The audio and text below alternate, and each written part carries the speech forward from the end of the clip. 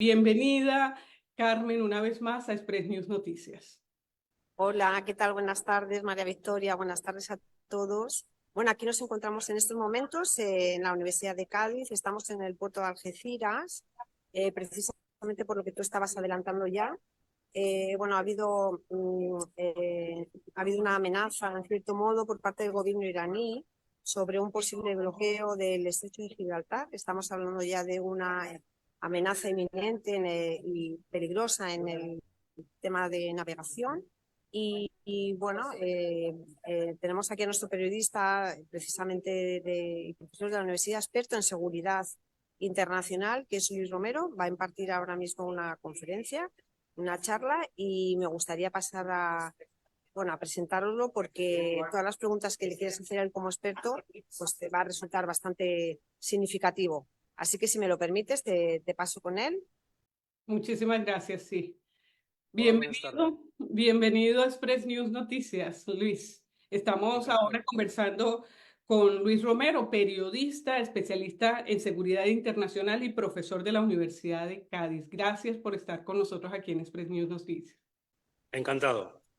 Cuéntenos un poco cuál es la situación que se vive. Como comentábamos, ya hace días pues hay escaramuzas en el Mar Rojo por toda esta crisis que ya se está de alguna manera desbordando en el Medio Oriente, y ahora, como decía Carmen, la situación podría cruzarse a más cerca hacia Europa por el estrecho de Gibraltar.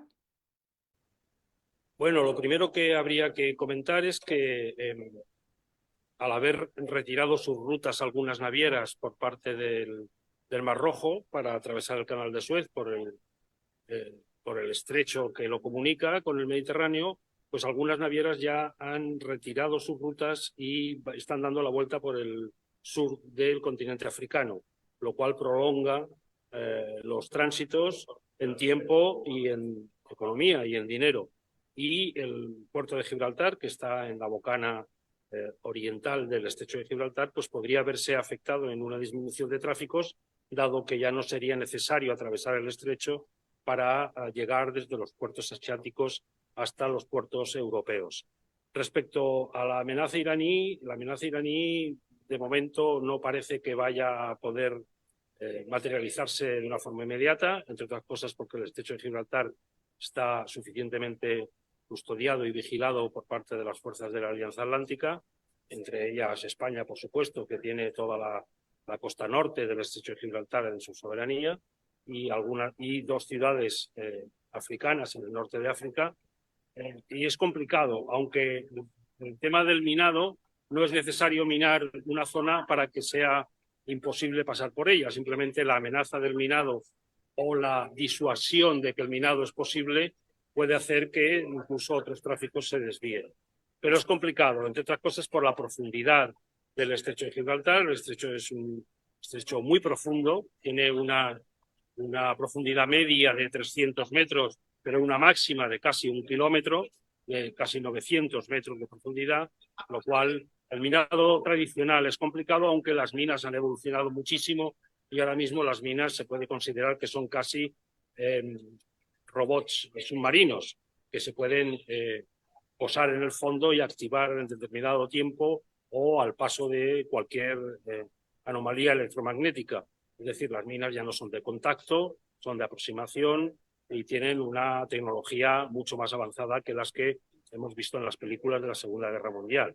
Ya no es necesario que una mina contacte con un buque para que explosione o pueda hacerle daño. De todas formas, el minado del estrecho parece de momento poco probable. Sí, ahora de todas formas, los analistas internacionales están llamando la atención sobre la crisis en el Medio Oriente. Incluso los más preocupados hablan de que hay que tener cuidado sobre las posibilidades de que este conflicto se extienda a Europa. Sí, bueno, el conflicto extendido a Europa puede venir la mano de los actos terroristas, no de otra manera.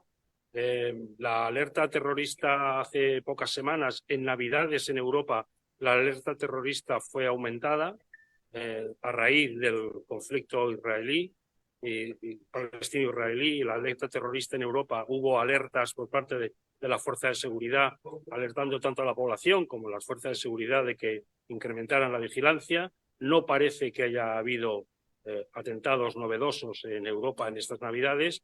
Digo las Navidades porque son fechas de concentración de población en la que es más factible que haya atentados masivos, pero no los ha habido, con lo cual la alerta estuvo bien dirigida, el operativo funcionó y desconocemos si se han frustrado atentados, pero el hecho es que no los ha habido. Sí, y ahora de cara al futuro, como analista internacional, periodista que ha seguido todo el tema de seguridad internacional, ¿qué podemos decir? ¿Qué puede ocurrir? ¿Qué análisis se hace de toda esta situación que se ha vivido en los últimos meses, desde octubre, si se quiere? Lo más peligroso en estos momentos es que el conflicto se extienda a otros países de la zona de Oriente Medio me refiero. La influencia de Irán todo el mundo la conoce, todo el mundo sabe cuál es su política respecto a Israel. Por supuesto, la de Israel respecto a Irán es muy parecida. Su conflicto es permanente. De hecho, Israel ya atacó en el pasado algunas instalaciones en el territorio iraní y Irán está suministrando armamento y tecnología a las fuerzas hutíes que están combatiendo en la zona del estrecho del Mar Rojo. Sí, ahora a nivel... La expansión del conflicto solo puede ser negativa para los intereses europeos porque los intereses comerciales de ese paso, de ese estrecho del Canal de Suez, es fundamental para el comercio entre Asia y Europa.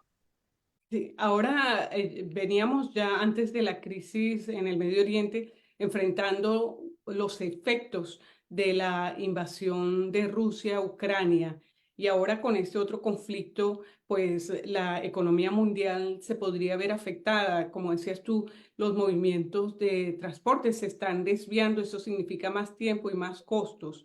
¿Qué análisis se puede hacer de aquí, pues en lo que queda? Estamos comenzando el 2024. ¿Qué puede pasar con la economía mundial, con las cosas tan simples como en los bolsillos de las personas, con la inflación, en los precios de combustible, por ejemplo, también? Bueno, en estos momentos lo primero que ya sabemos es que hay fábricas de automóviles que están reduciendo su carga de trabajo porque no les llegan las piezas de Oriente, no les llegan las piezas fundamentalmente de China. No es que no lleguen, es que van a tardar más en llegar, pero como tenían, al parecer, poca capacidad de stock, lo que ha sucedido es que están de camino y hay incluso empresas como Michelin, fabricante de neumáticos, que ha parado su producción en Europa, en las fábricas que tenía, porque se ha quedado sin caucho. Esto puede volverse a reproducir, pero esto se normalizará rápidamente. Si en lugar de tener un stock de 2 semanas hay que tener un stock de mes y medio porque se tarda más en llegar la materia prima, se acumula stock y a continuación la producción vuelve a ser la misma. Otra cosa es que el precio suba, porque si el flete sube, al tener en cuenta que el cruce por el Cabo de Buena Esperanza al norte de África supone entre 10 y 15 días más de navegación y supone solo en el combustible de un buque $1 millón de combustible. Wow. Es decir, todo subirá de precio, pero no es una subida de precio si no hay falta de suministro de materias primas, que eso puede ser otra derivada. Si no hay, simplemente hay un incremento de coste, el coste es perfectamente asumible. Bien, muchísimas gracias. Hemos estado conversando con Luis Romero. Él es periodista, analista internacional, especialista en seguridad internacional y también agradeciendo a Carmen Chamorro, nuestra corresponsal en España, quien nos ha permitido este contacto. Muchísimas gracias, Luis. Muchas gracias a vosotros.